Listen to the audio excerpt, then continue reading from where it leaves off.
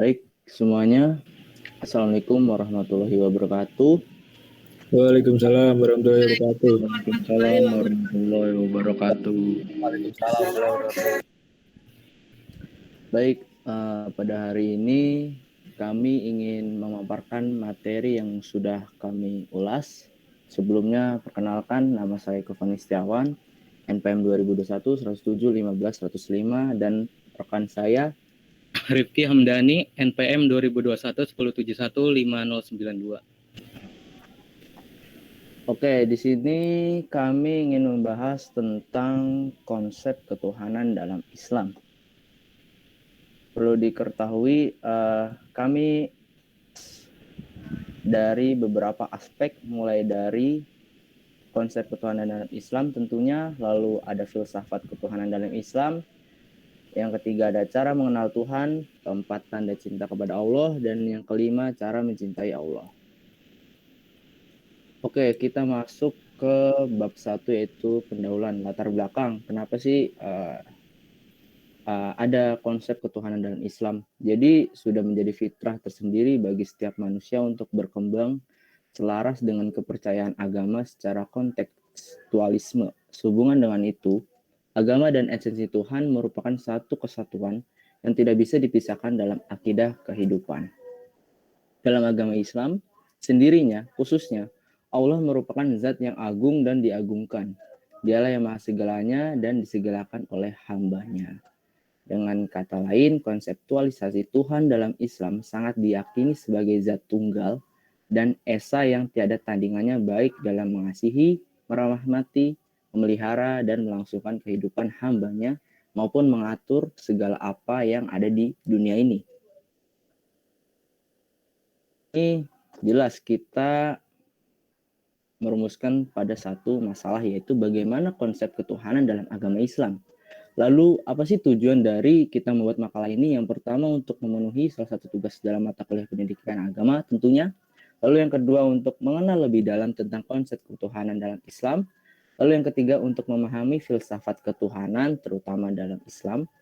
Dan yang terakhir, untuk mengetahui cara mencintai Allah. Oke, lanjut ke bab 2, pembahasan. Pertama, konsep ketuhanan dalam Islam. Sebelumnya kita harus mengenal dahulu apa itu arti Tuhan. Tuhan dalam sebutan Al-Quran digunakan dalam kata ilahun, yaitu setiap orang menjadi penggerak atau motivator sehingga dikagumi dan dipatuhi oleh manusia. Orang yang mematuhinya disebut abdun, yaitu kita, hamba. Kata ilah, Tuhan, di dalam Al-Quran konotasinya ada dua kemungkinan, yaitu Allah dan selain Allah. Maksud kata selain Allah itu Tuhan yang ada di agama lain yang mereka sembah. Demikianlah seperti dikemukakan pada surat Al-Baqarah surat kedua ayat 165 sebagai berikut. A'udzubillahi minasyaitonirrajim. Bismillahirrahmanirrahim. Wa minan nasi may yattakhizu min dunillahi andadan yuhibbunahum kahubbillah. Di antara manusia ada yang bertuhan kepada selain Allah sebagai tandingan terhadap Allah. Mereka mencintai Tuhannya itu sebagaimana mencintai Allah. Sebelum turun Al-Quran, di kalangan masyarakat Arab telah menganut konsep tauhid, yaitu monoteisme. Jadi monoteisme itu percaya kepada Tuhan, yaitu Tuhan adalah zat tunggal, yaitu bukan Tuhan yang banyak. Jadi ada beberapa kepercayaan seperti animisme, dinamisme, politeisme, hypoteisme.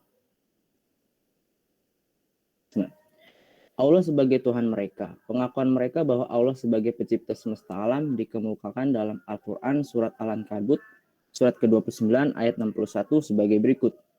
Walaing sala'ah tahum man khalaqas samawati wal ardo sakhros samsawa wal qamaro layakulunna Allahu fa anna yufakun. Jika kepada mereka ditanyakan, siapa yang menciptakan langit dan bumi dan menundukkan matahari dan bulan, mereka pasti akan menjawab Allah. Inti konsep ketuhanan yang Maha Esa dalam Islam adalah memerankan ajaran Allah, yaitu Al-Quran, dalam kehidupan sehari-hari. Tuhan berperan bukan sekedar pencipta, melainkan juga pengatur alam semesta. Jadi di sini cukup jelas inti konsep ketuhanan itu. Yang pertama kita harus ketahui, yaitu memerankan ajaran Allah, yaitu sesuai Al-Quran tentunya, dalam kehidupan sehari-hari. Lanjut ke filsafat ketuhanan dalam Islam. Sebelum itu kita perlu ketahui apa itu filsafat. Filsafat merupakan studi tentang seluruh fenomena kehidupan dan pemikiran manusia secara kritis dan dijabarkan dalam konsep mendasar. Filsafat tidak didalami dengan melakukan eksperimen dan percobaan, tetapi dengan mengutarakan masalah secara persis, mencari solusi untuk itu, memberikan argumentasi dan alasan yang tepat untuk solusi tertentu. Jadi bisa kita analogikan contoh filsafat itu yang dekat dari kita itu, contohnya kenapa sih kita harus kuliah, terus lalu kenapa kita harus memilih jurusan ini, lalu setelah itu mau kemana setelah jurusan ini, kita mau jadi apa. Seperti itu contoh dari penerapan filsafat. Sedangkan filsafat ketuhanan adalah pemikiran tentang Tuhan dengan pendekatan akal budi, maka dipakai pendekatan yang disebut filosofis. Bagi orang yang menganut agama tertentu, terutama agama agama Islam, Kristen, Yahudi, akan menambahkan pendekatan wahyu di dalam usaha memikirkannya. Jadi filsafat ketuhanan itu pemikiran para manusia dengan pendekatan akal budi tentang Tuhan. Usaha yang dilakukan manusia ini bukan untuk menemukan Tuhan secara absolut atau mutlak, namun mencari pertimbangan kemungkinan-kemungkinan bagi manusia untuk sampai pada kebenaran tentang Tuhan. Dalam filsafat, Tuhan diyakini sebagai zat maha tinggi yang nyata dan esa, pencipta yang maha kuat dan maha tahu, yang abadi, penentu takdir, dan hakim bagi semesta alam. Jadi sudah jelas dalam filsafat, Tuhan diyakini sebagai zat maha tinggi yang nyata dan esa dan lain sebagainya. Islam menitik beratkan konseptualisasi Tuhan sebagai yang tunggal dan maha kuasa atau tauhid, yaitu wahid dan esa, ahad. Maka pengasih dan maha kuasa menurut 9 nama Allah atau kita sebut Asmaul Husna, artinya nama-nama yang paling baik yang mengingatkan setiap sifat-sifat Tuhan yang berbeda. Lanjut, Islam mengajarkan bahwa Tuhan dalam konsep Islam merupakan Tuhan sama yang disembah oleh kelompok agama Abrahimik lainnya seperti Kristen dan Yahudi. Jadi semua yang disembah oleh agama Kristen atau Yahudi itu sama Tuhannya. Lanjut ke filsafat ketuhanan dalam Islam digolongkan menjadi dua. Jadi ada yang namanya konsep ketuhanan berdasarkan Al-Quran dan hadis. Lalu yang kedua, ada filsafat Tuhan berdasar spekulasi. Kita bahas satu persatu. Yang pertama, filsafat ketuhanan berdasarkan Al-Quran dan hadis. Menurut para musafir, ahli agama yang biasa kita sebut, melalui hadis Al-Quran, surat Al-Alaq, surat ke-96, ayat 1-5. Tuhan menunjukkan dirinya sebagai pengajar manusia. Tuhan mengajarkan manusia sebagai hal termasuk diantaranya konsep ketuhanan. Umat muslim percaya Al-Quran adalah wahyu Allah sehingga semua keterangan Allah dalam Al-Quran merupakan penuturan Allah tentang dirinya. Selain itu, menurut Al-Quran sendiri, pengakuan akan Tuhan telah ada dalam diri manusia sejak manusia pertama kali diciptakan. Dalam surat Al-Araf, surat ke-7 ayat 172. Artinya, dan ingatlah ketika Tuhanmu mengeluarkan keturunan anak-anak Adam dari sulbi mereka, dan Allah mengambil kesaksian terhadap jiwa mereka seraya berfirman, bukankah aku ini Tuhanmu? Mereka menjawab, betul, engkau Tuhan kami. Kami menjadi saksi. Kami lakukan yang demikian itu agar di hari kiamat kamu tidak mengatakan sesungguhnya kami Bani Adam adalah orang-orang yang lengah terhadap ini, yaitu kesayaan Tuhan. Dari ayat ini kita bisa menyimpulkan bahwasannya sebelum manusia itu lahir, kita di alam sana sudah percaya akan adanya Tuhan dengan pembuktian ayat surat Al-Araf surat ke-7 ayat 172. Kita masih dalam bentuk roh dan sebelum dilahirkan ke bumi Allah menguji keimanan manusia terhadapnya. Dan saat itu manusia mengiyakan Allah menjadi saksi sehingga menurut ulama pengakuan tersebut menjadikan bahwa alamiah bahwa manusia memang sudah mengenal Tuhan. Seperti ketika manusia dalam kesulitan otomatis akan mengingat keberadaan Tuhan. Lanjut yang kedua ada filsafat Tuhan berdasar spekulasi. Nah, spekulasi ini yaitu membuat suatu keputusan dengan pengetahuan dan pengalaman yang kita miliki dan keyakinan untuk mendapatkan yang diinginkan. dengan pemikiran yang matang walaupun kadang hasil yang diterima tidak sesuai harapan. Sebagian ulama berbeda pendapat terkait konsep Tuhan, namun begitu perbedaan tersebut belum sampai mengubah Al-Quran.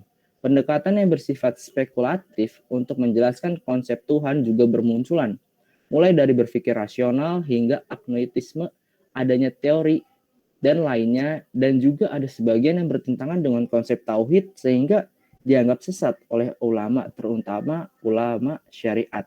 Jadi di dalam filsafat Tuhan ada filsafat ketuhanan berdasarkan Al-Quran dan hadis, dan filsafat Tuhan berdasarkan spekulasi.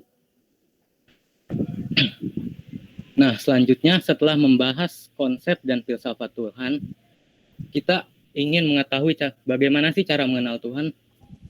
Dalam Al-Quran telah ditegaskan beberapa ayat, di mana pengikut Nabi Muhammad nantinya bisa mengenal Allah dan lebih dekat dengannya dengan cara berzikir. Zikir dalam Islam mempunyai nilai khusus yang bisa diartikan mengosongkan pikiran dan mendekatkan diri kepada Allah. Allah berfirman, yaitu orang-orang yang beriman dan hati mereka menjadi tentram dengan mengingat Allah. Ingatlah, hanya dengan mengingati Allah lah menjadi tentram. Quran Surat Ar-Rod ayat 28.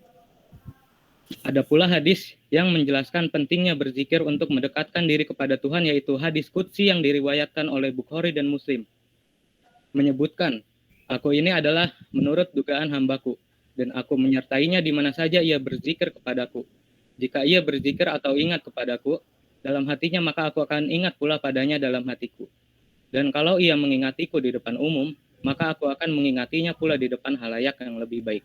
Dan seandainya ia mendekatkan dirinya kepadaku sejengkal, maka aku akan mendekatkan diriku kepadanya sehasta. Dan jika ia mendekat kepadaku sehasta, aku akan mendekatkan diriku kepadanya sedepak.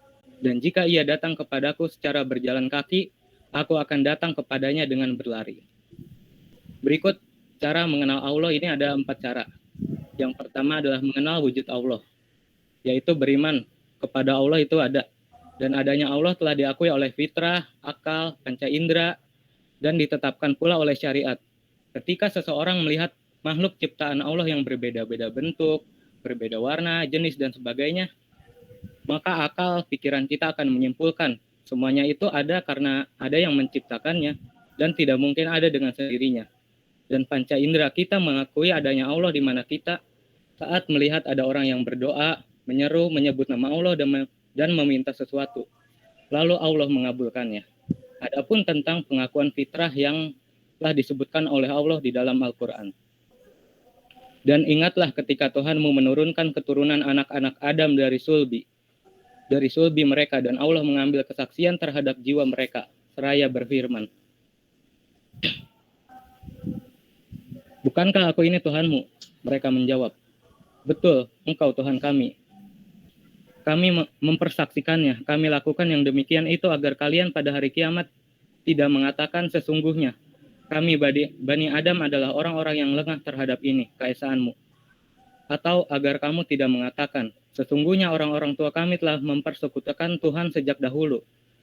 Sedangkan kami ini adalah anak-anak keturunan yang datang setelah mereka. Quran Surat Al-A'raf ayat 172-173. Mengenal rububiyah Allah. Meyakini bahwa Allah adalah zat yang menciptakan, menghidupkan, mematikan, mendatangkan rizki dan segala manfaat, dan menolak segala mudorot. Zat yang mengawasi, mengatur, penguasa, pemilik hukum, dan selainnya dari segala sesuatu yang menunjukkan kekuasaan tunggal bagi Allah. Dari sini, seorang mukmin harus meyakini bahwa tidak ada seorang pun yang menandingi Allah dalam hal ini.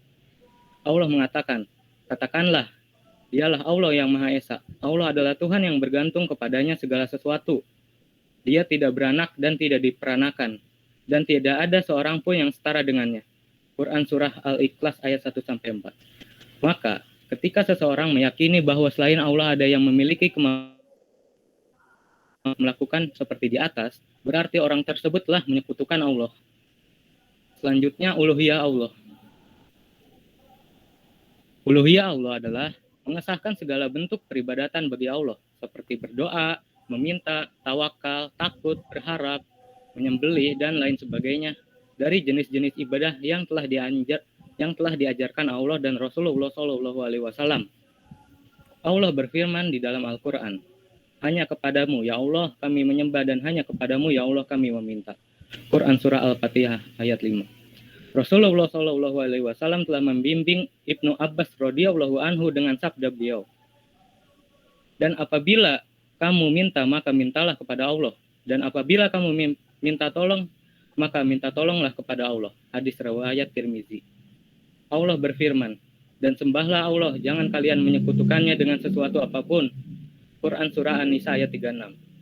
Allah berfirman, hai sekalian manusia, sembahlah Rabb kalian yang telah menciptakan kalian dan orang-orang sebelum kalian, agar kalian menjadi orang-orang yang bertakwa. Quran Surah Al-Baqarah ayat 21. Dengan ayat-ayat dan hadis-hadis di atas, Allah dan Rasul-Nya telah jelas mengingatkan tentang tidak bolehnya seseorang untuk memberikan peribadatan sedikitpun kepada selain Allah, karena semuanya itu hanyalah milik Allah semata. Berikutnya, mengenal nama dan sifat-sifat Allah. Kita beriman bahwa Allah memiliki nama-nama yang Dia telah menamainya sendiri dan yang telah dinamakan oleh Rasul-Nya. Dan beriman bahwa Allah memiliki sifat-sifat yang tinggi yang telah Dia sifati dirinya dan yang telah disifati oleh Rasul-Nya. Allah memiliki nama-nama yang mulia dan sifat yang tinggi berdasarkan firman Allah. Dan Allah memiliki nama-nama yang baik. Quran Surah Al-A'raf ayat 186. Dan Allah memiliki permisalan yang tinggi. Quran Surat An-Nahl ayat 60.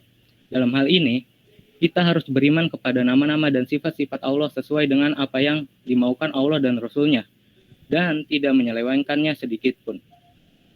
Berikut tanda cinta kepada Allah. Berikut adalah tanda-tanda orang yang mencintai Allah. Siapa saja yang memilikinya berarti ia benar-benar mencintai Allah. Jika tidak, maka bisa kita katakan cintanya adalah palsu atau sekedar pengakuan semata. Yang pertama, senantiasa mendahulukan perkara yang Allah cintai atas lainnya. Orang yang mencintai Allah nampak dari perilaku dan tindakan yang senantiasa mengedepankan apapun yang dicintai oleh Allah, dari kepentingan siapapun dan urusan apapun, daripada hawa nafsunya, akal pikirannya, orang yang dicintainya, dan lain sebagainya. Cinta yang agung kepada Allah mewujudkan menjadi bentuk-bentuk pengorbanan yang menakjubkan. Kerelaan hati orang-orang yang jujur dalam cintanya kepada Allah tidak pernah kering dari amal-amal kebaikan yang bervisi akhirat dan maslahat. Berikutnya meneladani Nabi Shallallahu Alaihi Wasallam. Jadi orang yang mencintai Allah selanjutnya adalah meneladani Rasulullah Shallallahu Alaihi Wasallam, karena Allah telah memilih seorang utusan untuk diikuti jejak dan titahnya, dan Allah ridho kepadanya. Bukti cinta kita kepada Allah harus diwujudkan dengan cara-cara yang sesuai dengan ajaran Rasulullah. Karena Allah hanya ridho jika kita mengikuti Rasulullah dalam beribadah kepadanya. Maka jika ada seseorang yang mengaku cinta kepada Allah, namun perbuatannya tidak sesuai dengan contoh Rasul, pastilah cintanya itu tidak berbalas cinta dari Allah. Berikut firman Allah, katakanlah, jika kamu benar-benar mencintai Allah, ikutilah aku. Niscaya Allah mengasihi dan mengampuni dosa-dosamu. Allah Maha Pengampun lagi Maha Penyayang. Quran Surah Al-Imran ayat 31. Mencintai orang-orang yang mencintai Allah. Ciri orang yang mencintai Allah adalah membangun persaudaraan yang kokoh di atas cinta kepada Allah, saling menyayangi, mengayomi, dan membantu antara orang-orang beriman yang mencintai Allah. Allah berfirman, hai orang-orang beriman, barang siapa di antara kamu yang murtad dari agamanya, maka kelak Allah akan mendatangkan suatu kaum yang Allah mencintai mereka dan mereka pun mencintainya, yang bersikap lemah lembut terhadap orang yang mukmin, yang bersikap keras terhadap orang-orang kafir, yang berjihad di jalan Allah, dan yang tidak takut kepada celaan orang yang suka mencela. Itulah karunia Allah, diberikannya kepada siapa yang dikehendakinya, dan Allah Maha luas pemberiannya dan lagi Maha mengetahui. Quran Surah Al-Maidah ayat 54. Keras terhadap orang-orang kafir. Jika kasih sayang dan rasa cinta kepada sesama orang beriman adalah ciri kecintaan kita kepada Allah, maka begitu pula ciri cinta kepada Allah adalah membenci, keras, tegas, dan berlepas diri dari orang-orang kafir. Contohnya adalah Nabi Ibrahim yang menghancurkan berhala orang-orang kafir. Berikut Berikutnya berjihad di jalan Allah. Jihad adalah puncak tertinggi dari agama. Mengerahkan kemampuan dalam berperang melawan musuh Islam dengan tujuan meninggikan kalimat Allah. Ini adalah ciri cinta kepada Allah yang sangat besar. Selain berperang, jihad juga contohnya adalah jihad melawan hawa nafsu. Selanjutnya, tidak takut celaan dalam berpegang teguh terhadap agama. Sebagaimana yang Allah nyatakan dalam surah Al-Maidah di atas, ciri orang yang mencintai Allah adalah tidak takut dengan celaan, cemoohan, cibiran, dan hinaan orang-orang yang tidak suka. Karena ia berpegang teguh terhadap agama dan ajaran Allah. Kekuatan cinta telah membuatnya kebal dengan semata itu. Seperti teladannya, Rasulullah Shallallahu Alaihi Wasallam, yang juga mendapat kata-kata dan hinaan buruk dari orang-orang musyrik dahulu. Beliau disebut penyihir, orang gila, bahkan pemecah belah. Namun semua hinaan itu tidak membuatnya gentar, tidak membuatnya menyurutkan langkah walaupun sedikit pun dalam berdakwah kepada Allah. Selanjutnya ada cara mencintai Allah. Ibnu Qayyim menyebutkan 10 cara agar bisa mencintai Allah. Di antaranya, membaca Al-Quran, mentadaburi dan memahami makna-maknanya. Bertakarub kepada Allah dengan mengamalkan amal-amal yang sunnah. Lalu berzikir kepada Allah di setiap keadaan dengan lisan, hati, dan amal. Lebih mementingkan apa yang dicintai oleh Allah di atas yang dicintai oleh hambanya. Menyelami nama-nama Allah dan sifatnya, serta pengaruh dan kesempurnaannya yang ditunjukkan olehnya. Memikirkan nikmat-nikmat Allah yang bersifat lahiriah dan batiniah, menundukkan hati di hadapan Allah dan selalu merasa fakir terhadapnya, bermunajat kepada Allah di saat sepertiga malam dengan sholat, membaca Al-Quran dan beristighfar, bersahabat dengan orang-orang solih, dan mengambil faidah dari mereka, menjauhi semua yang menghalangi hati dari Allah. Demikian, terima kasih. Baik, kepada teman-teman semua, jika ada yang kurang jelas atau ingin menambahkan tentang pemaparan materi kami berdua, silahkan.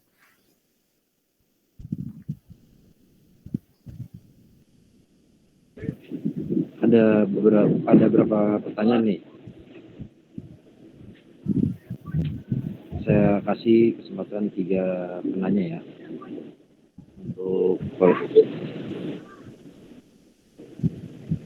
untuk pemakalah. Silakan.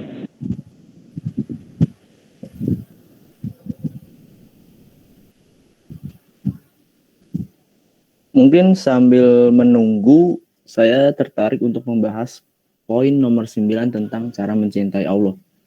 Jadi di sini dijelaskan nomor 9 yaitu bersahabat dengan orang-orang solih dan mengambil faedah dari mereka.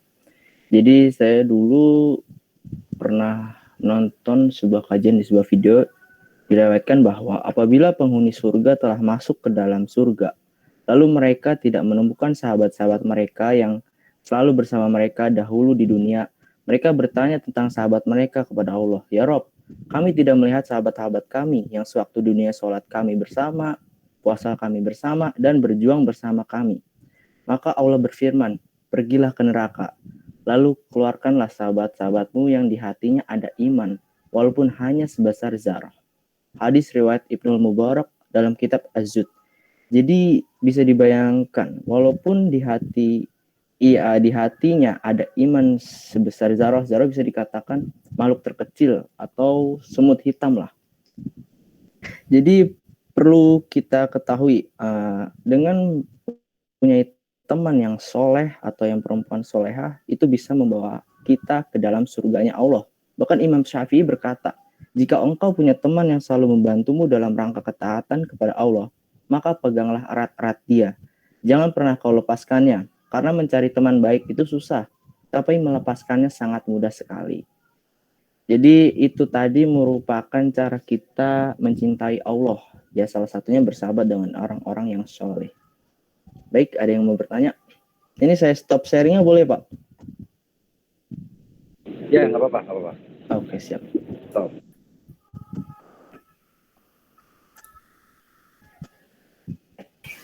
Mau nanya dong.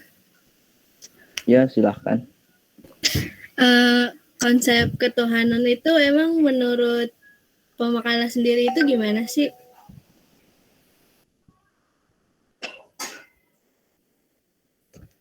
Udah itu aja sih yang Jadi, boleh tanyain. Makasih. oke. Yang jawab Rifki apa? Ki apa? Ini Ki.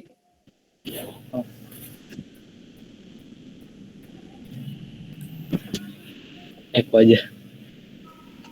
Oke ya. Jadi, sebentar. Mikir saya.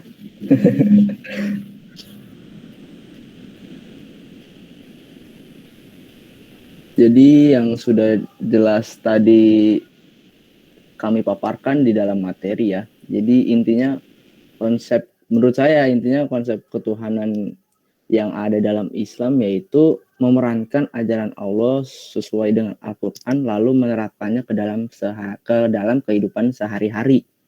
Jadi Tuhan berperan bukan sekedar pencipta, melainkan juga pengatur alam semesta.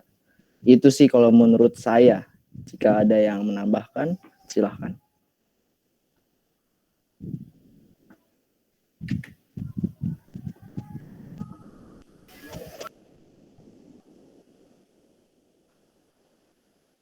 Oke, makasih. Iya, sama-sama. Ayo ya, 2 pertanyaan lagi.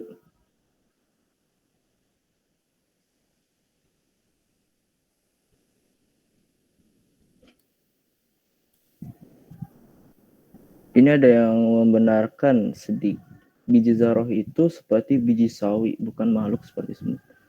Ini kan istilahnya apa ya? Zarah itu bisa diartikan beberapa makna, tergantung perspektif orang. Mungkin ada yang bilang, ada juga yang pernah saya dengar, biji zarah itu mungkin kalau di Indonesia itu sebesar 1 butir beras. Ada juga yang seperti biji sawi itu juga nggak masalah. Ada juga yang bilang seperti semut itu sah-sah aja sih kalau menurut saya ya.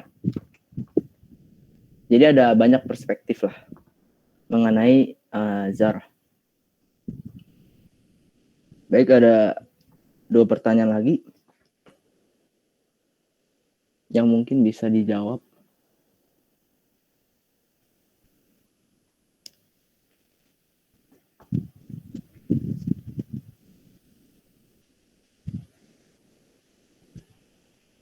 Jangan-jangan yang lagi pada diam nggak nanya main slot.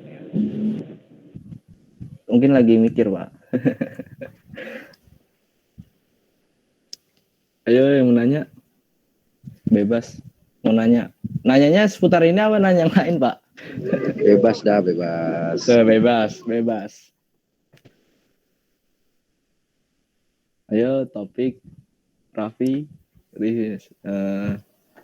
Ray, Renanda, nanya dong. Ayo Indra biasanya nanya.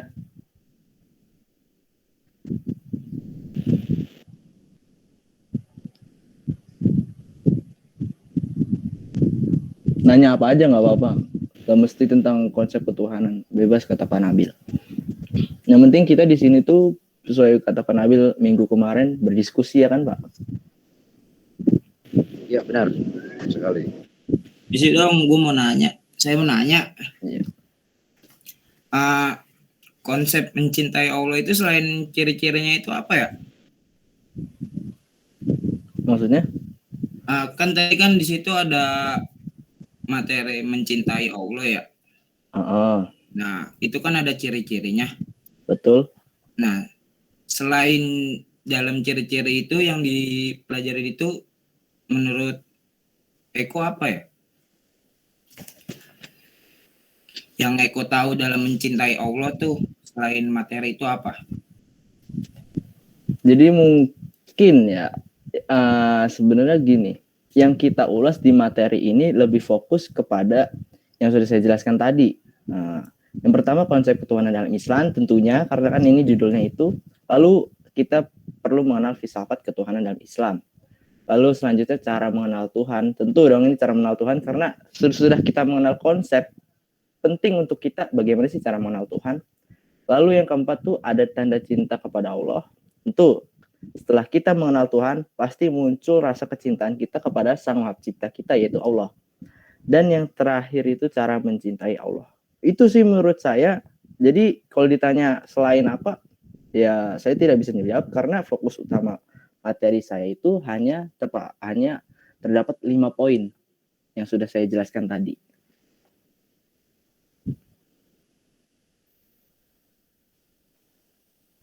Terima kasih ya. Oke. Ayo, pertanyaan terakhir. Bebas mau nanya apa aja.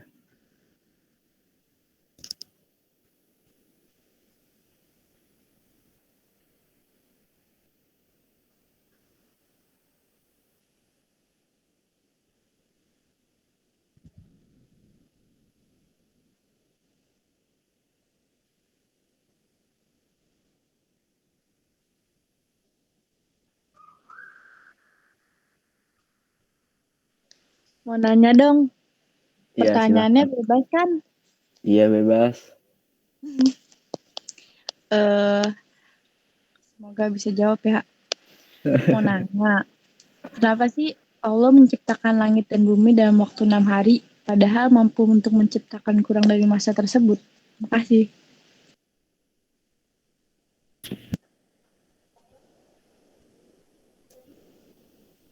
Rifki mau jawab? Jawab, Ki. Gantian.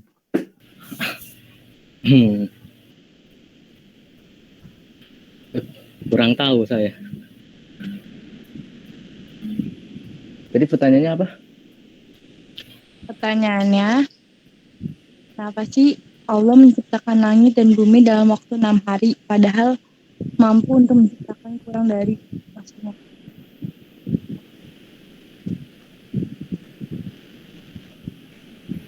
Kalau untuk pertanyaannya jujur saya tidak mau berspekulasi ya. Takutnya kan ini kan apalagi tentang agama, takutnya kan berat gitu. Semua segalanya kan dipertanggungjawabkan. Mungkin Pak Nabil bisa membantu Pak pertanyaan yang disampaikan Tata. Siap. Coba spekulasinya apa dulu? Pertanyaannya, Pak. Iya, Tak, yang tadi, Tak. Oh, jadi saya pengen nanya nih Pak, kenapa Allah menciptakan langit dan bumi dalam waktu 6 hari, padahal mampu untuk menciptakan kurang dari masanya? Itu, Pak. Iya, tadi katanya ada yang pengen berspekulasi. Coba spekulasinya apa? Saya pengen dengarkan dulu. Si pemakalah tadi pengen berspekulasi tentang Takut salah Pak, enggak Pak. Enggak Pak, saya takut salah. Kalau apa-apa, silakan. Kalau benar mah jadi Tuhan. Wah, enggak. Enggak Pak, kali ini saya benar nggak bisa Pak. Saya bilang aja nggak bisa lah. Mungkin bisa Pak, Bapak bisa membantu. Mungkin ini kalau menurut saya lebih dari masanya. Mungkin itu kalau saya pikir lebih ke sifat-sifat Allah mungkin. Sifat-sifat yang ada di Allah. Kalau saya sih seperti itu Pak. Jadi kenapa Allah nggak bikin alam semesta ini atau apa dalam sekejap?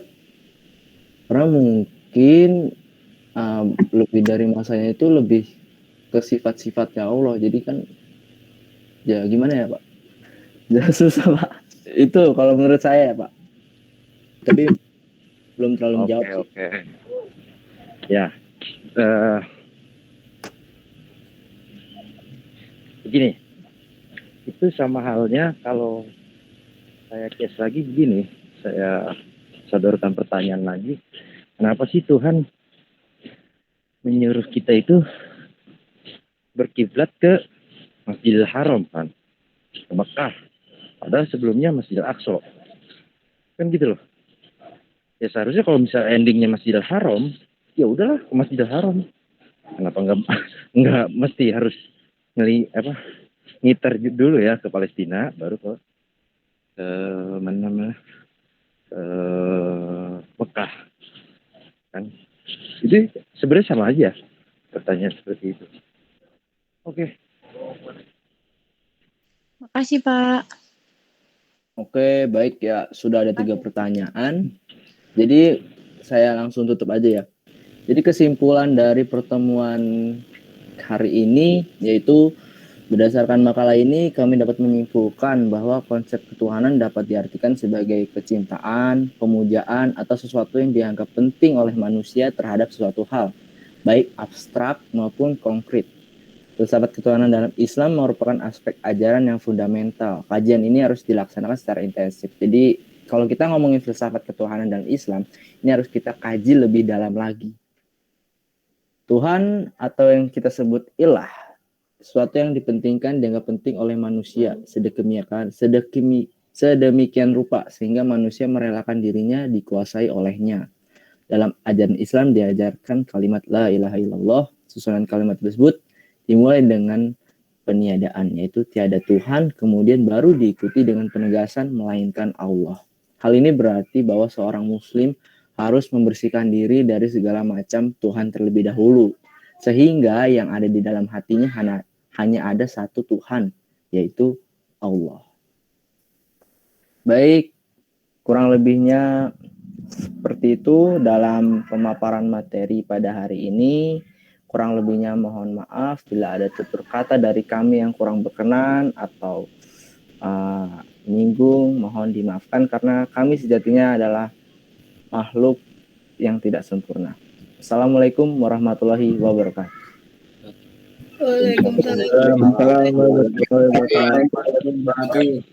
Oke, ya upload dulu ya buat si pemakalah yang jelas, yang sudah memaparkan jelas dan menjawabnya juga jelas. Kemudian ya saya nggak nyangka walaupun ini bukan jurusan PAI, tapi dia sangat bisa lah untuk menjawab. Ya, nah saya ingin menambahkan sedikit ya untuk masalah ketuhanan, konsep ketuhanan. Sebelum masuk ke konsep ketuhanan, sebenarnya kan ini kan kita mata kuliah PAI ya, pendidikan agama Islam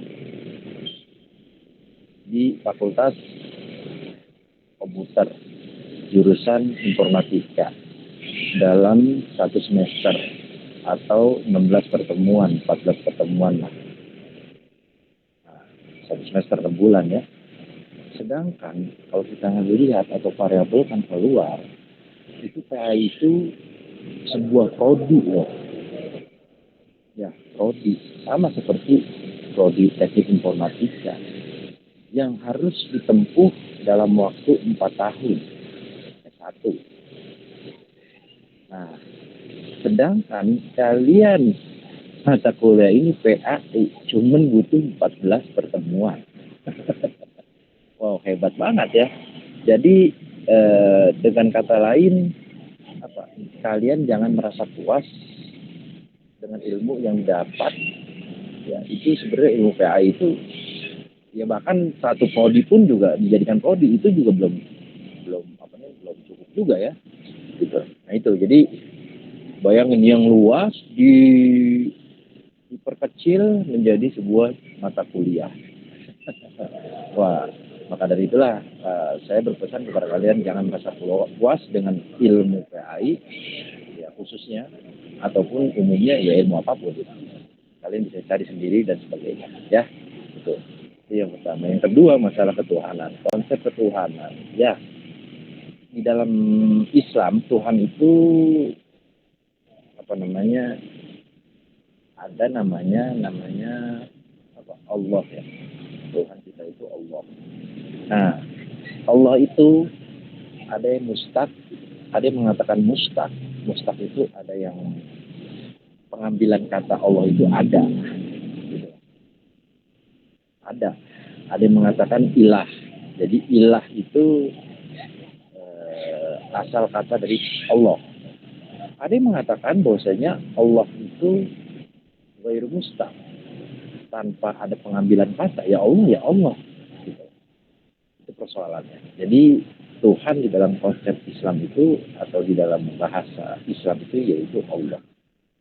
Allah itu ada pendapat ulama bahwasanya dia itu tidak ada pengambilan kata, ya Allah. Ada lagi pengambilan kata, ada mengatakan pengambilan kata, ada pengambilan katanya, apa itu ilah. Nah itu dari penamaannya, penyebutan. Nah, kemudian Yahweh, kalau Yahudi itu kan Yahweh, nah, kalau Kristen itu Allah dan sebagainya. Itu sebenarnya agama-agama Ibrani itu emang satu rumpun ya. Arab itu kan dari Ibrani juga, Yahudi juga sama. Bani Israel juga sama. Kemudian Hawariyin, Nasoro itu juga sama. Jadi satu dialek ya, itu yang ini.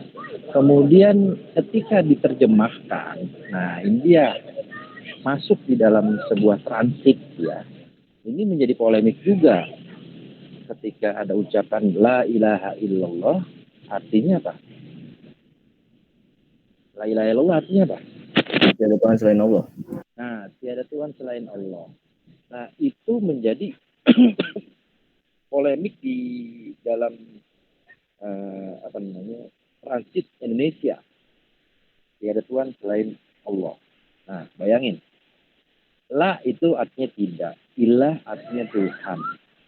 Ilah. Tes. Pak, mohon maaf, suaranya kecil, Pak.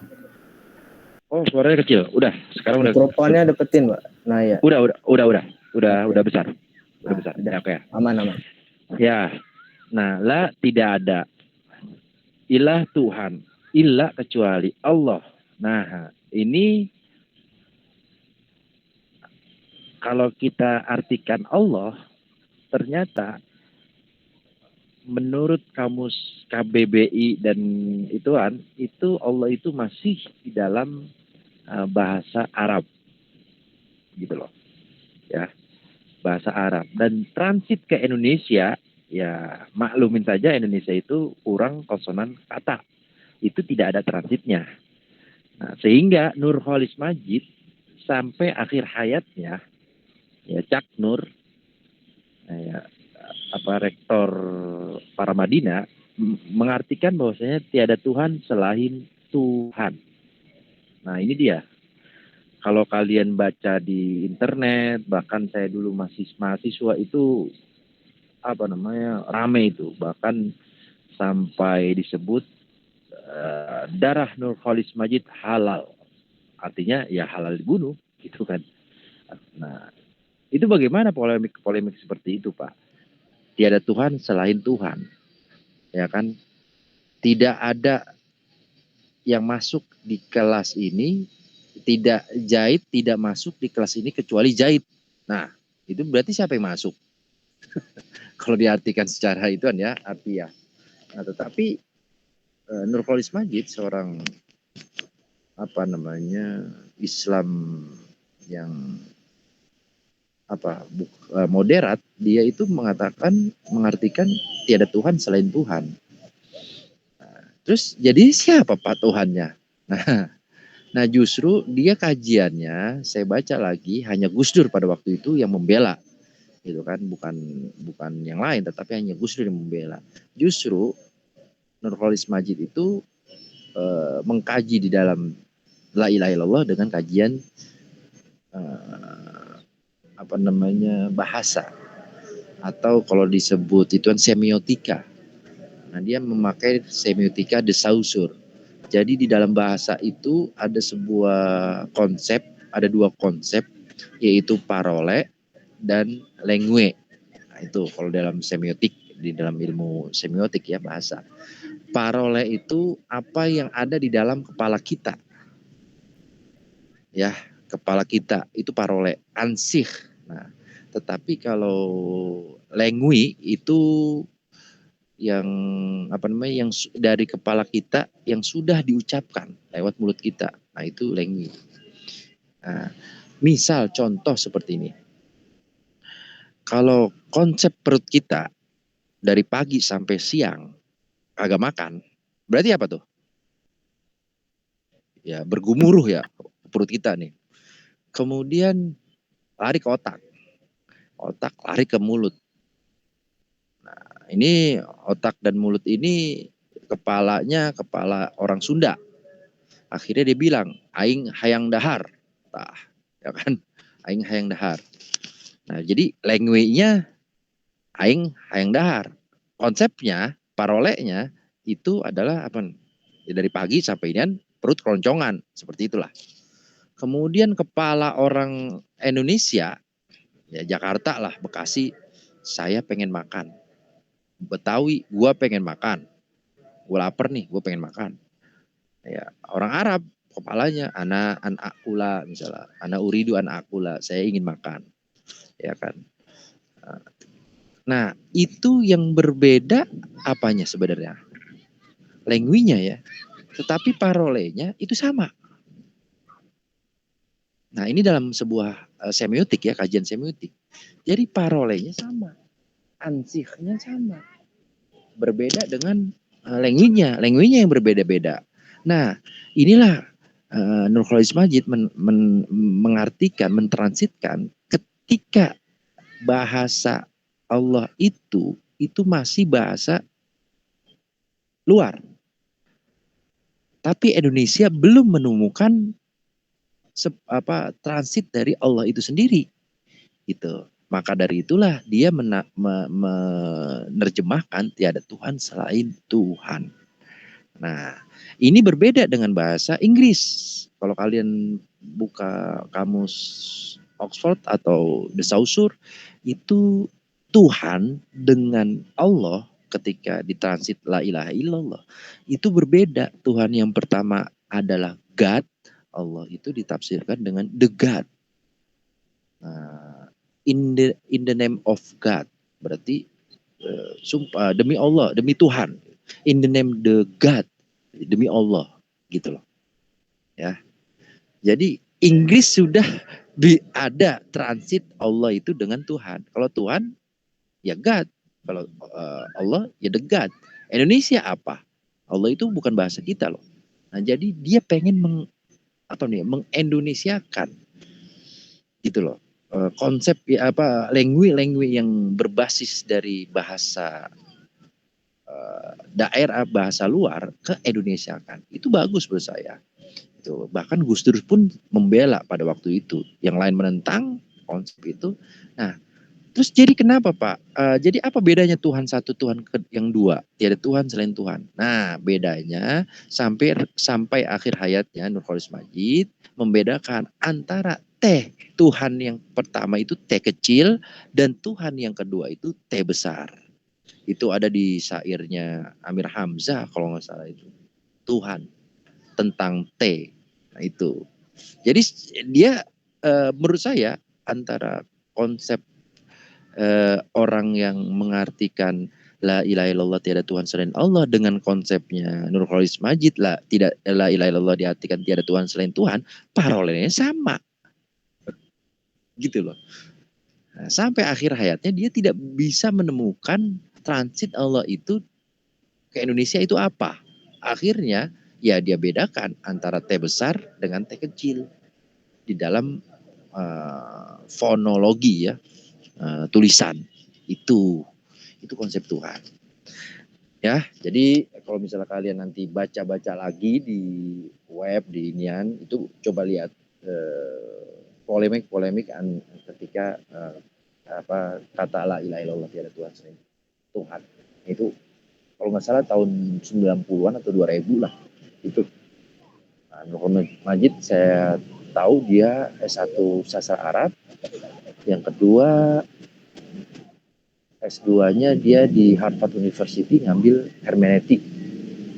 Pulang ya itu umat Islam tertidur pulas, lagi tiduran dibangunkan dengan tiada Tuhan selain Tuhan. Ya pada marah.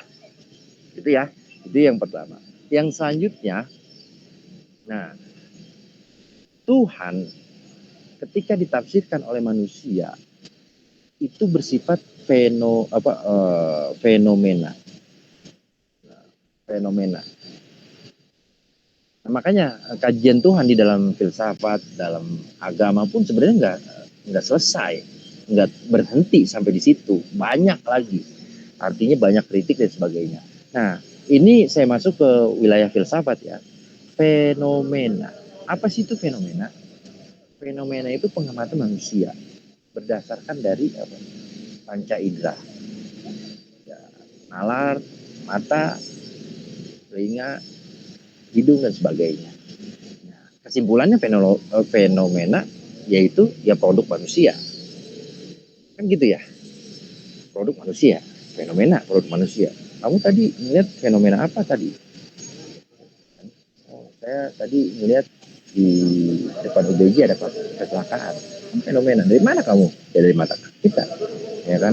Dari mana kamu? Oh dari telinga kita. Saya dengar dari saksi dan sebagainya. Dari teman saya tadi dokternya. Itu fenomena. Nah, artinya ketika kita objek analisis itu Tuhan, ya bahkan kitab suci menyebutkan Tuhan itu maha besar. Ya kitab suci itu maha besar.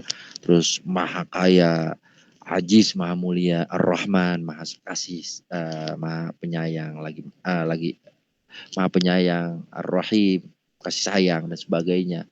Itu sebenarnya ketika kita mendalami itu hanya, atau ulama mengatakan begini dan begitu gitu kan, tafsirannya dan sebagainya, itu hanya fenomena manusia tersebut.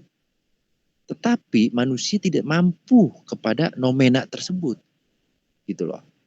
Nggak bisa nomena. Kan jadi di dalam fenomena ada nomena. Selama ini kita hanya fenomena nih. Tapi nomenanya ansihnya apa gitu. Sama seperti begini. Di dalam ayat suci Al-Quran banyak mengisahkan tentang surga. Surga itu ada sungai, ya kan, sungai yang luas, dan sungai itu bukan air loh, tetapi susu. Kita bayangkan atau kita kebawa kepada sungai. Sungai surga itu bagaimana? Oh, berdasarkan fenomena yang saya alami nih, yaitu ya seperti Kali Bekasi, gitu kan? Jadi banyak tafsir lagi kan. Oh kata orang Bandung, oh bukan Kali Bekasi, Kali Citarum. Oh bukan, kata orang Bogor, bukan. Itu kayak kali apa namanya? Oh, itu Katulampa misalnya, bendungan Katulampa seperti itu. Kalinya surga nanti misalnya. Jadi banyak jelas sama seperti itu. Sama seperti Allah itu maha besar. Besarnya semana sih? Jangan-jangan Tuhan itu besarnya kayak gajah misalnya. Emang orang itu setiap hari ngeliat gajah, oh besar banget. Atau ya seperti astronot tanya, Tuhan itu besar, ya besar semana? Ya seperti bumi misalnya, saking besarnya bumi. Atau planet apa yang paling besar? Jadi fenomena pengamatan, jadi produk manusia yang mana tidak ada habisnya. Disitulah ada unsur kritik dan sebagainya, kan gitu. Jadi tidak pernah final itu, nggak ada yang final. Justru yang finalnya itu nanti nomena, ansih besarnya Tuhan itu, ya kita nggak tahu. Ya nanti ketika kita di pada masa dikumpulin tuh Tuhan di depan kita. Nah, apakah besarnya seperti gajah, apakah besarnya, dan ya nggak tahu lah. Nah itu. Jadi Tuhan itu sebenarnya menurut saya tidak bisa apa namanya ditemukan nomena tersebut. Nomena itu apa sih? Ya sesuatu yang ansih gitu kan. Kita juga jangan-jangan kita terjebak misalnya komputer. Apa itu komputer? Ya komputer ini. Ya ada layar, monitor, keyboard, dan CPU misalnya. Laptop ya ada, itu yang bisa ditenteng-tenteng. Tapi nggak tahu, jangan-jangan kita terjebak nih.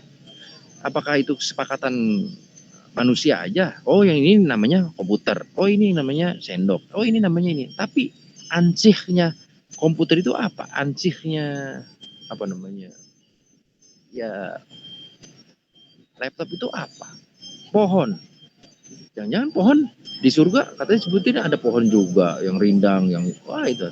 Apakah seperti pohon juwet atau pohon apa namanya? Nah itu. Jadi nggak bisa kita ansihnya menemukan ansihnya gitu ya, nomenanya tersebut. Nah itu ya. Ya, maka dari itulah terkadang Tuhan itu maha unik gitu loh. Maha uniknya apa? Nih tadi ya, Tuhan itu satu, diterjemahkan wahid. Kata siapa Tuhan itu satu? Tuhan itu di dalam firman-Nya Al-Ikhlas menyebutkan Tuhan itu ahad. Bayangin, ahad. Qul huwallahu ahad. Apa itu ahad? Banyak kalau tafsiran-tafsiran yang ringan mah Tuhan itu satu. Itu enggak satu. Satu itu dalam bahasa Arab wahid. Kenapa wahid jadi berubah jadi waw, jadi berubah jadi ahad? Satu huruf itu akan berbeda. Ya kan maknanya. Ahad itu apa? kita nggak bisa menerjemahkan kalau satu. Oh iya satu, ya berarti satu seperti gelas cuma satu atau jari kita satu. Jadi semakin kita mendalami akan menemukan bukan kebimbangan ya, menemukan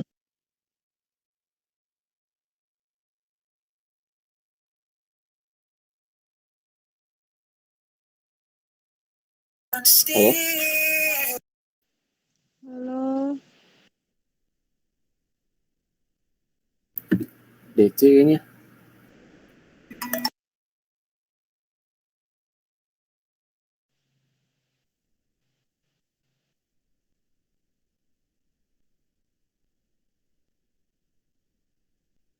Itu bilang grup, terus takutnya bapaknya masih ngejelasin.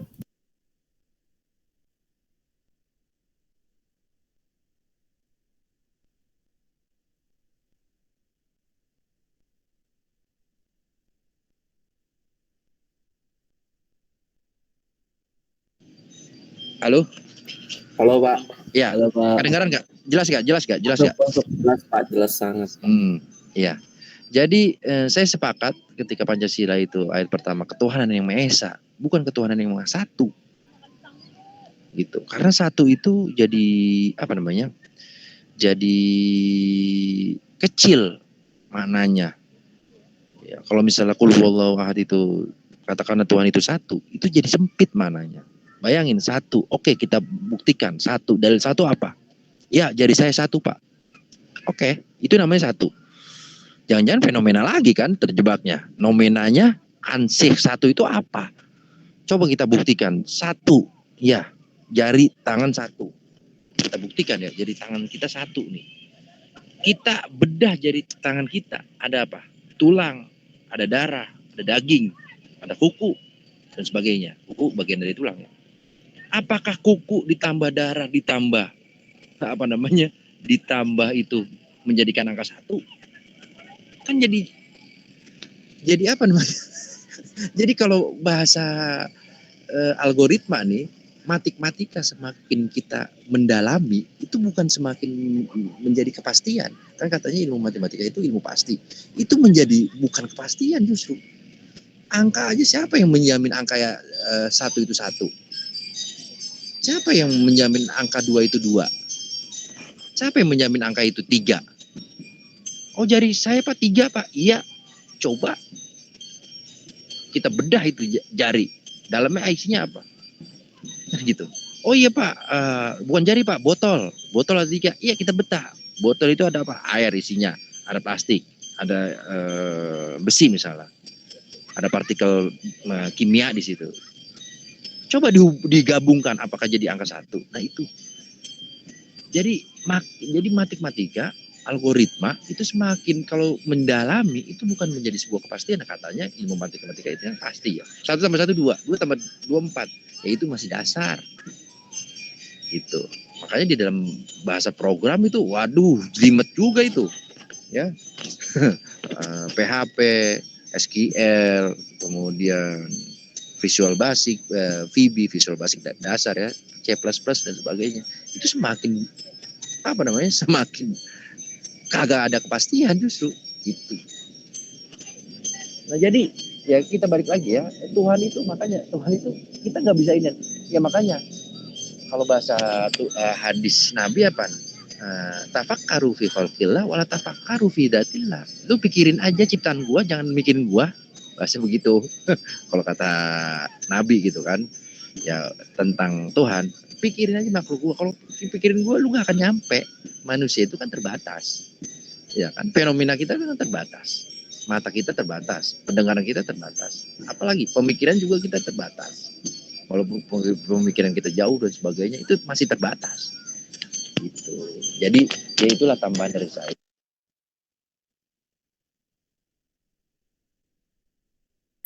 Loh, kok keluar lagi?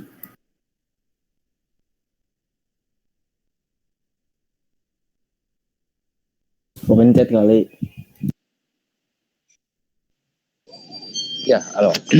Ya, ada satu syair Amir Hamzah yang mengatakan bahwasanya Tuhan, aku rindu rasa dan rindu rupa. Terima kasih. Assalamualaikum warahmatullahi wabarakatuh. Waalaikumsalam. Ada pertanyaan nggak nih? Pak, untuk absen kumaha Pak? Absen itu ya saya ngabsen, nanti mungkin ada notif dari kalian ya. Kemarin-kemarin gimana? Saya absen Ada udah. absennya Pak. Di Fasilkom di web, Pak. Web kode absennya Pak. Ada absen. Harus minta kode absen dari mata kuliah Bapak. Iya. Bapak harus ngebuat kode absennya, di-share, nanti baru kita bisa absen di mata kuliah Bapak. Itu lewat sistem Fasilkom. Oh gitu ya. Yang udah begini nih, coba ya. Baru Senin kemarin, Pak. Oh gitu. Iya. Jadi di absen di Bapak 1 sama yang di Fasilkom 1 gitu Pak. Jadi 2 absen sekarang. 2 absen. Jadi yang dari Fasilkom dari mana? Ada linknya Pak, nanti saya share sebentar Pak.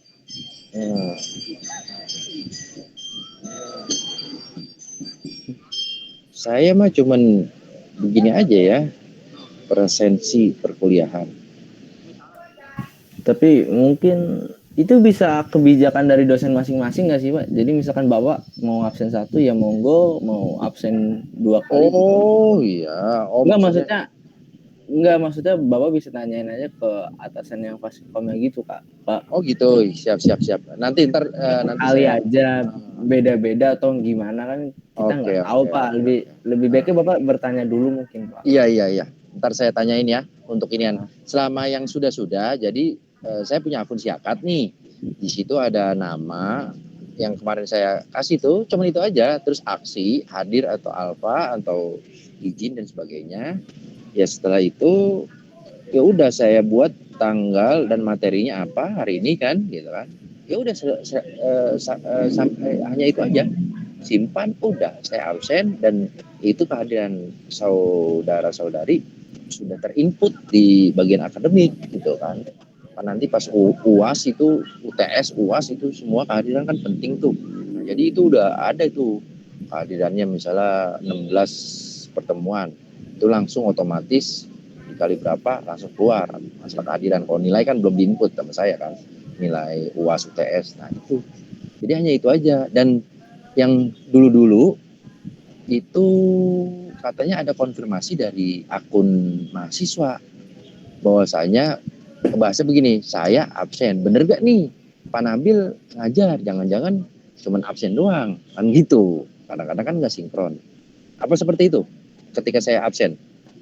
Enggak Pak, jadi tuh kemarin tuh dikasih tahu sama dosen yang lain, katanya tuh ini buat akreditasi gitu Pak. Jadi setiap mahasiswa suruh absennya 2 kali, dari dosennya 1 sama suruh absen lagi yang pakai linknya udah saya kasih di di grup. Nah, setiap absen itu kodenya beda-beda. Jadi sebelum absen minta kodenya dulu ke dosennya gitu. Ini kode apa nih ya? Kode MK mata kuliah atau kode pertemuan? Kode setiap kayaknya pertemuan itu kode beda-beda, Pak. Beda, setiap pertemuan beda kode Pak katanya. Lah ini nggak ada kode-kode seperti itu malah. Setiap pertemuan nggak ada inian, nggak beda-beda. Cuman beda tanggal aja. Gitu. Saya sampai hari ini ya belum masukin grup ke akademik komputer gitu. Fasilkom belum ada nih kemarin. Jadi semester kemarin saya ngajar di Vkom. Nah ini baru nih, apa jangan-jangan akademiknya nggak tahu, makanya nomor saya, maka dari itulah saya nggak dimasukin di grup. Maka ya udah, saya seperti biasa aja absen begini. Oh berarti ada absennya ya? Ada itu nggak? Ada contoh formatnya nggak dari dosen yang lain? Nggak ada. Nggak ada ya? Hanya dosen yang punya ya? Kita juga nggak tahu gimana sistemnya.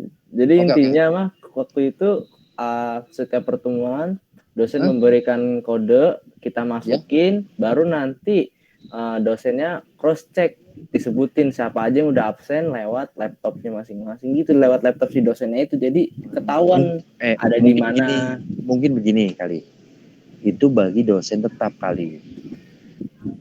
Kurang tahu deh saya, Pak. Coba dah, kalian punya teman yang pendidikan agama Kristen ya? Ya, begitu gak? Maksudnya seperti yang diarahin seperti itu, atau yang gak ada gitu-gituan seperti saya gitu kan? Nanti saya tanya dulu ya, sembari berjalan nanti. Yang terpenting begini aja, yang terpenting saya usaha nanti saya akan tanyakan ke bagian akademik ya, Fasilkom, saya akan tanya. Kemudian saya tetap absen di sini dulu, di sini ya. Yang penting sebenarnya di sini karena input data semuanya di sini gitu ya. Input data, nilai, kemudian absensi dari sini, dari SIA UBJ. Ya mungkin itu setiap kebijakan fakultas beda-beda kali. Ya, setiap kebijakan fakultas beda-beda kayaknya gitu. Ya. Intinya itu aja ya. Sekarang iya, kenapa? Enggak, Pak. Iya doang. Ya udah, untuk perkuliahan hari ini sampai di sini ya. Nanti ada perkuliahan lagi. Apa saya terakhir ini? Ini terakhir, Pak. Enggak, Bapak doang. Terakhir ini? Iya, Pak. Iya, Pak. Waduh, siap. Tetap semangat ya. Nah, untuk pertemuan minggu depan ya disiapkan. Jadi ya seperti inilah tadi. Jadi harus jelas, ya kan. Yang kedua ini loh, tadi ketika kalian sodorkan ayat, ada ayat, jangan di skip ya, jangan artinya doang dibaca, ayatnya pun juga.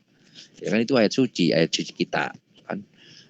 Kadang-kadang mahasiswa nih lebih cerdas nih, ya udah ketika ayat di skip langsung artinya gitu ya. Jadi dibaca Pak, jadi ada ayat, ada yang emang dari sananya ayat doang. Ya, benar, enggak untuk kedepannya. Artinya. Untuk kedepannya, kalau misalnya emang toh ada ayatnya silakan.